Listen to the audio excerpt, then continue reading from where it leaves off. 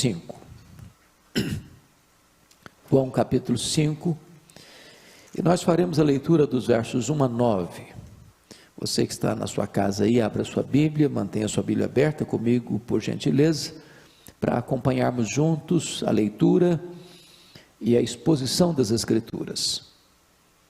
Esse texto trata da cura de um paralítico. Está escrito assim: passadas estas coisas, havia uma festa dos judeus e Jesus subiu para Jerusalém. Ora, existe ali junto à porta das ovelhas um tanque chamado em hebraico Betesda, o qual tem 5 pavilhões. Nestes jazia uma multidão de enfermos, cegos, coxos, paralíticos, esperando que se movesse a água, porquanto um anjo descia em certo tempo, agitando-a. E o primeiro que entrava no tanque, uma vez agitada a água, sarava de qualquer doença que tivesse. Estava ali um enfermo, havia 38 anos. Jesus, vendo-o deitado e sabendo que estava assim há muito tempo, perguntou-lhe: queres ser curado? Respondeu-lhe o enfermo: Senhor, não tenho ninguém que me ponha no tanque enquanto a água é agitada, pois enquanto eu vou, desce outro antes de mim. Então lhe disse Jesus: levanta-te, toma o teu leito e anda.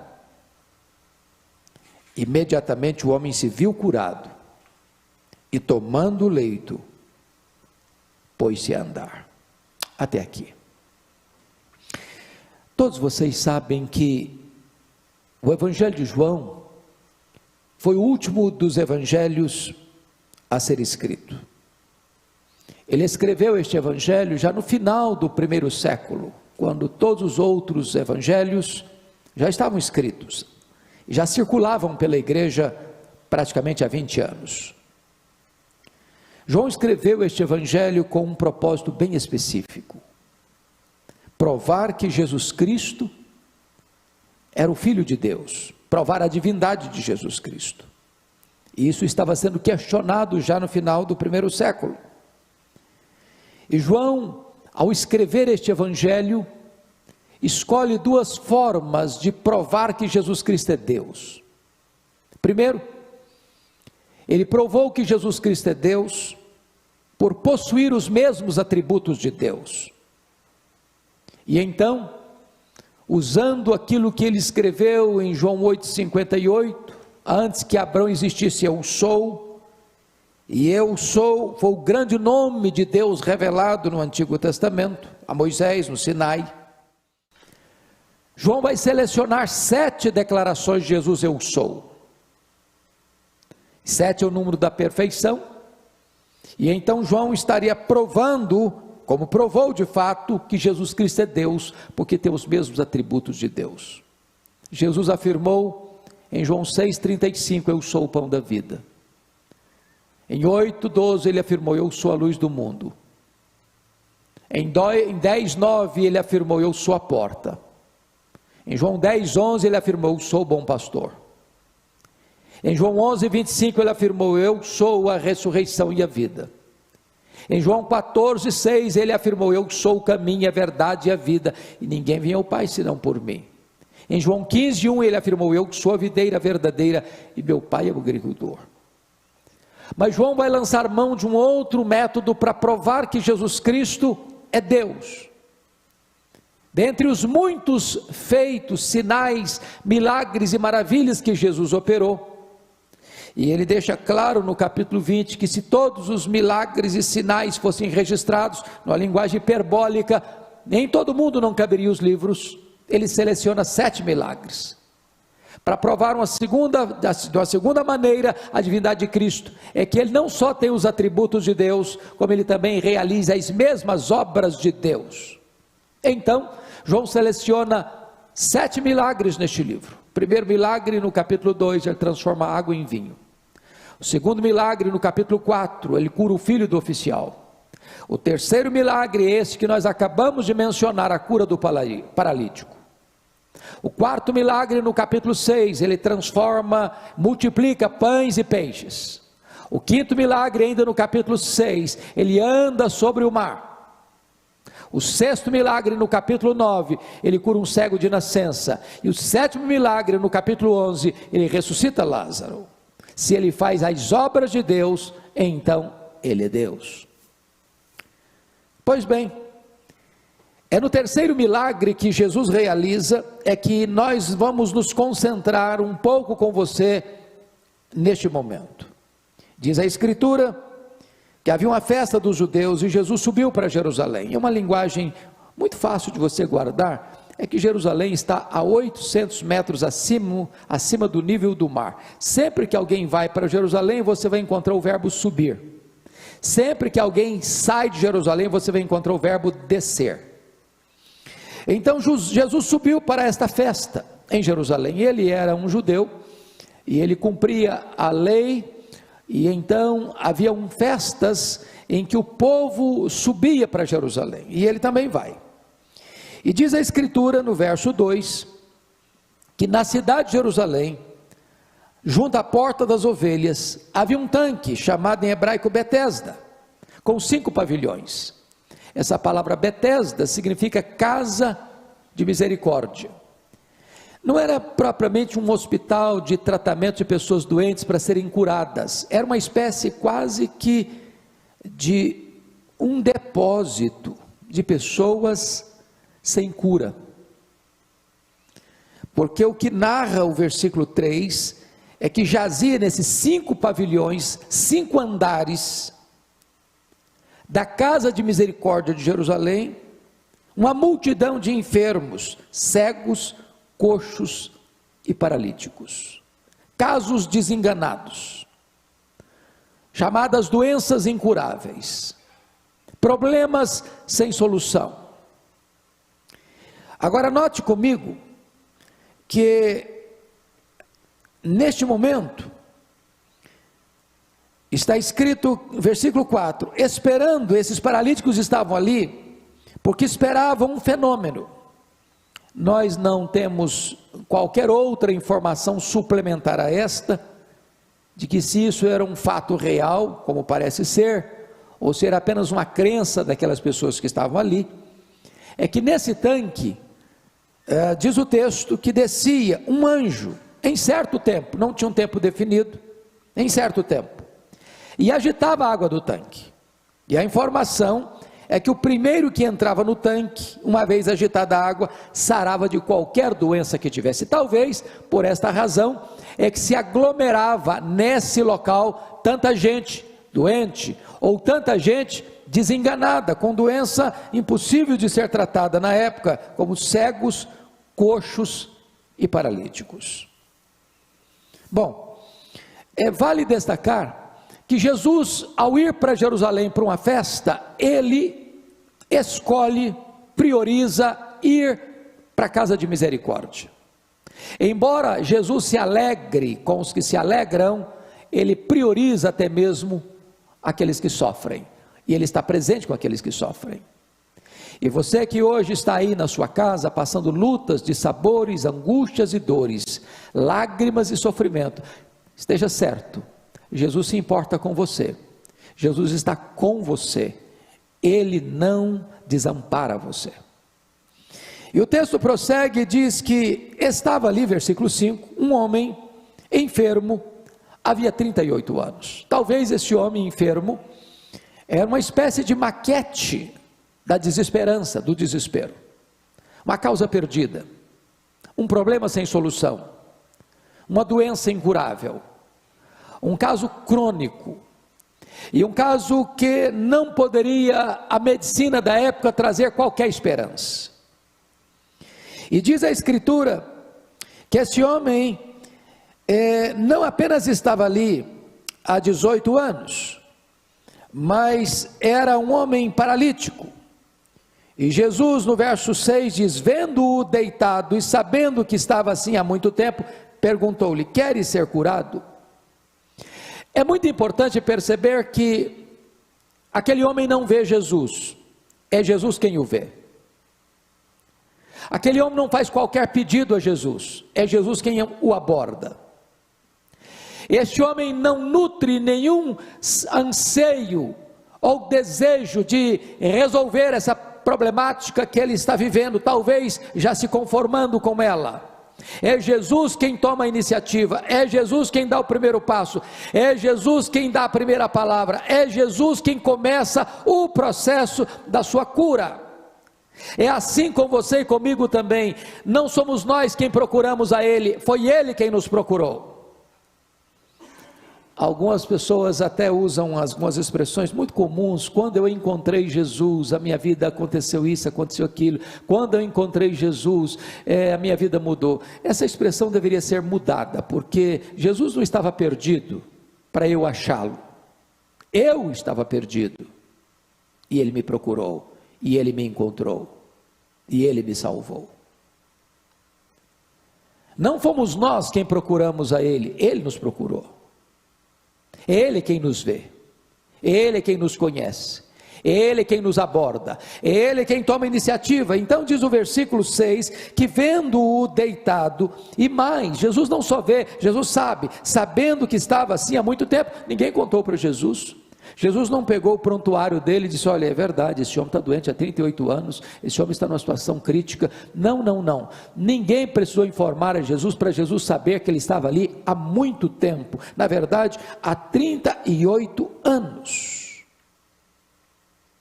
E Jesus então faz a pergunta maravilhosa, e o tema da minha mensagem nesta noite é: queres ser curado? Eu extraio aqui desse versículo de número 6, o tema da mensagem de hoje. Você quer ser curado? Jesus não está perguntando quão grave é o seu problema. Jesus não está perguntando há quanto tempo você sofre desse problema. Jesus não está perguntando se os recursos disponíveis são eficientes e eficazes para debelarem este mal. Jesus não está perguntando quais foram as causas que levaram você a enfrentar esse problema. Jesus não está perguntando quantas pessoas contribuíram nesse processo do seu adoecimento. Ele está fazendo agora a você uma pergunta pessoal e direta: você quer ser curado?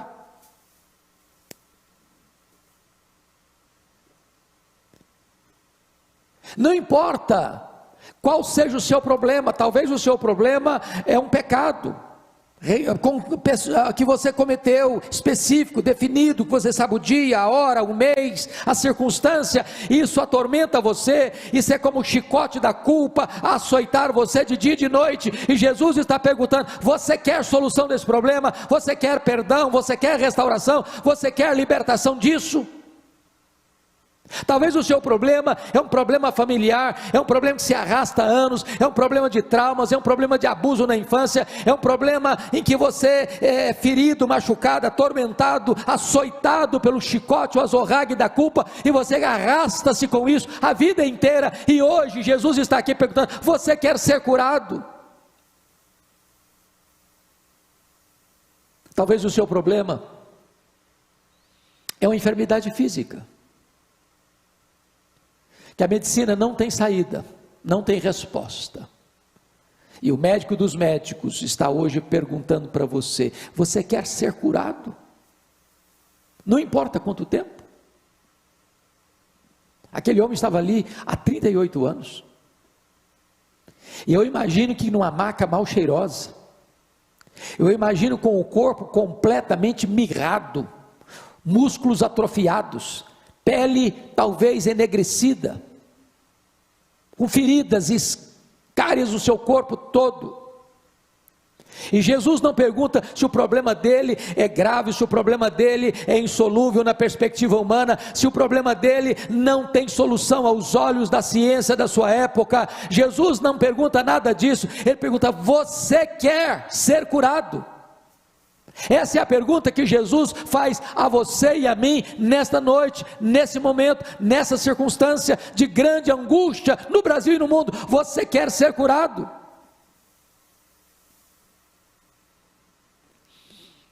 Diante de uma pergunta maravilhosa, como esta, a resposta deste homem é emblemática. Porque diante de uma pergunta tão direta, a resposta só poderia ser: eu quero ou eu não quero. Mas pense comigo, por que Jesus fez essa pergunta? Porventura existe algum doente que não queira ser curado? Porventura existe alguém sofrendo que não queira alívio? Porventura existe alguém achatado debaixo de um peso esmagador que não quer socorro para se livrar disso? Por que a pergunta de Jesus? Não parece óbvia demais? É que Jesus Cristo queria ir um pouco mais fundo na vida deste homem. E a resposta que este homem dá à pergunta de Jesus abre por completo o prontuário da sua alma, para retratar e revelar algumas dores mais profundas do que a sua quarentena dentro de um hospital chamado Casa de Misericórdia, onde ele estava há 38 anos sem poder se mexer. Olha a resposta dele: eu não tenho ninguém. Talvez não tem nada que machuque mais o ser humano de que se sentir um objeto descartado ou descartável, sentir um zero à esquerda. Ninguém mais se importa, ninguém mais visita, ninguém mais telefona, ninguém mais procura, ninguém mais se interessa. Quantas pessoas vivendo assim, sem amor, sem amizade, sem afeto, sem valor, sem dignidade pessoal, no ostracismo, no abandono completo. Quando esse homem responde: eu não tenho ninguém, ele está dizendo: sempre alguém está na minha frente, eu sempre estou lá no final da fila, eu sempre sou deixado para trás, eu sempre sou desprezado, eu nunca recebo a atenção prioritária de ninguém há 38 anos. Talvez você se sente assim, cercado de muita gente, talvez convivendo debaixo do mesmo teto com a sua família, e você se sente completamente só, deixado, sozinho, abandonado. Talvez as pessoas não olham para o espelho da sua alma, não veem o valor que você tem, os clamores da sua alma, as angústias do seu coração. Você está vivendo talvez dentro da sua casa, mas completamente isolado, massacrado emocionalmente. E Jesus está olhando para você e perguntando: você quer ser curado? Diante de uma pergunta maravilhosa, vem uma ordem maravilhosa. Veja você a ordem que Jesus dá a este homem no versículo 8. Então lhe disse Jesus: levanta-te, levanta-te, toma o teu leito e anda. Se a pergunta foi óbvia demais, a ordem parece absurda demais. Porque tudo que um paralítico sempre desejou fazer na vida foi andar. A coisa que ele mais quis fazer durante 38 anos foi andar. Mas a única coisa talvez que ele não conseguisse fazer era andar. Porém, aquele que dá a ordem também dá o poder para que a ordem se cumpra. Porque na medida em que ele dá uma ordem, o poder acompanha a ordem, para que a ordem se torne realidade. Certa feita, Jesus estava dentro de uma sinagoga, e lá no meio daquele povo, tinha um homem, com a mão direita seca, ressequida. E diz a Bíblia que Jesus olha para aquele homem no meio daquela sinagoga e disse: ponha-te de pé. Depois Jesus disse: vem para o meio. Depois Jesus disse: estende a tua mão. Aquele homem podia dizer: mas eu sempre quis estender minha mão, eu não posso. Mas diante da ordem de Jesus, a mão se estendeu e ficou curada. Eu fico imaginando Jesus lá na boca do túmulo de Lázaro, é um buraco cavado na rocha, lá para dentro, e Jesus chega na boca do túmulo e grita: Lázaro, vem para fora.